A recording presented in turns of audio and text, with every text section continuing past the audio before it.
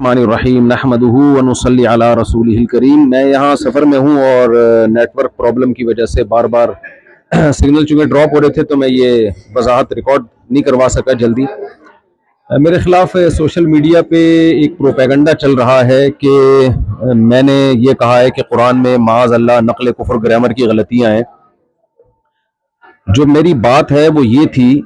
کہ آپ میرا کلپ سن سکتے ہیں کہ اگر ظاہری لحاظ سے اس میں کوئی غلطی لکھنے میں ظاہری لحاظ سے، ورنہ تو اس میں بڑی حکمت ہے، گرامر کی ایک مسٹیک اگر ظاہری لحاظ سے میں مسٹیک کہہ رہا ہوں، گرامر کی ایک مسٹیک اگر ظاہری لحاظ سے میں مسٹیک کہہ رہا ہوں، ہم نے اس قرآن کی حفاظت ایسے کی ہے کہ اگر ظاہری لحاظ سے اس میں کوئی غلطی لکھنے میں ظاہری لحاظ سے، ورنہ تو اس میں بڑی حکمت ہے،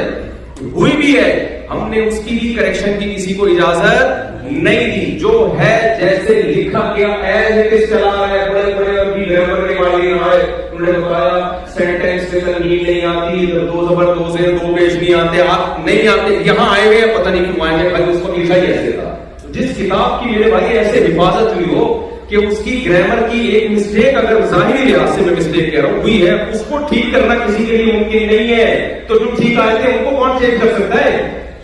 قرآن مجید میں لنسفعن بالناصیہ یہ لفظ عام قاعدوں سے ہٹ کر ہے۔ عام قاعدوں میں یہ ہوتا ہے کہ جب آپ فعل کو لکھتے ہیں تو عین نون زبر عن کے ساتھ لکھتے ہیں، الف نہیں لکھتے، عام قاعدہ۔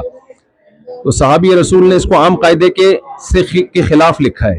تو اس عام قاعدے کے خلاف کو میں نے یوں کہا ہے ظاہری لحاظ سے گرامر کی غلطی ہے، ظاہری لحاظ سے، ظاہر کا لفظ بتا رہا ہے کہ حقیقت میں نہیں ہے،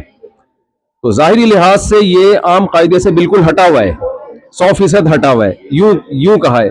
تو اس میں ہو سکتا ہے مجھ سے تعبیر میں غلطی ہوئی ہو، اگر کوئی یہ سمجھتا ہے کہ میری تعبیر ٹھیک نہیں تھی یا یہ بات عوام کے سامنے کرنے کی نہیں ہے، ان کا مینٹل لیول اتنا اونچا نہیں ہے، وہ یہ سمجھیں گے گویا کہ قرآن میں غلطیاں ہیں، تو میں اپنے الفاظ پہ معذرت کرتا ہوں اور میں اپنے ان الفاظ سے رجوع کرتا ہوں۔ لیکن میرا منشا ہرگز ہرگز ہرگز قرآن مجید کی توہین نہیں ہے، کیونکہ میرا پورا بیان قرآن کی تصدیق پہ ہو رہا ہے، قرآن کی صداقت پہ ہو رہا ہے۔ اس کا ایک ایک لفظ جو ہے وہ لوح محفوظ میں محفوظ ہے اور اسی کے مطابق لکھا گیا، اسی کے مطابق پڑھا گیا اور اللہ کی ذات سے نکلا ہوا کلام ہے۔ خود سوچئے کہ جو شخص قرآن کی صداقت کو بیان کرنے کے لیے آیا ہو، وہ کیسے قرآن کو کہہ سکتا ہے کہ معاذ اللہ یہ غلطیوں کی کتاب ہے، معاذ اللہ۔ میرا کلپ آپ سن سکتے ہیں۔ دوسری بات، نبی صلی اللہ علیہ وسلم کی شان کے لحاظ سے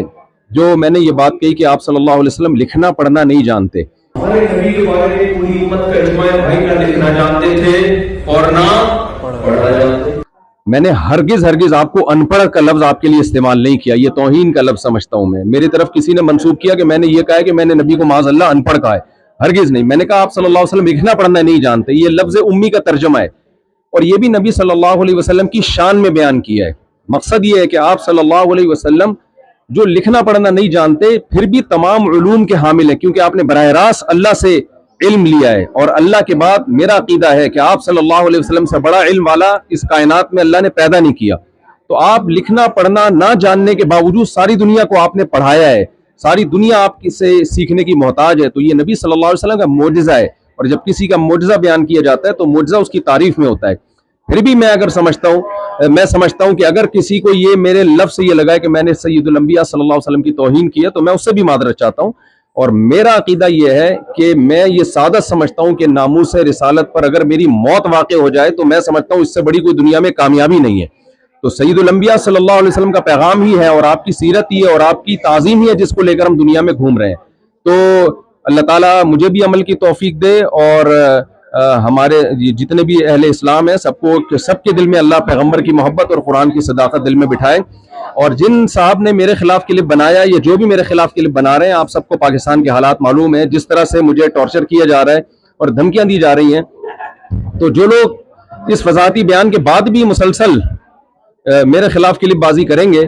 تو میں سمجھتا ہوں کہ اگر میری ذات کو کوئی نقصان ہوا تو اس کے ذمہ دار پھر وہ لوگ ہوں گے جو میرے خلاف منفی پروپیگنڈا کر رہے ہیں۔ وما علینا الا البلاغ۔ السلام علیکم ورحمۃ اللہ۔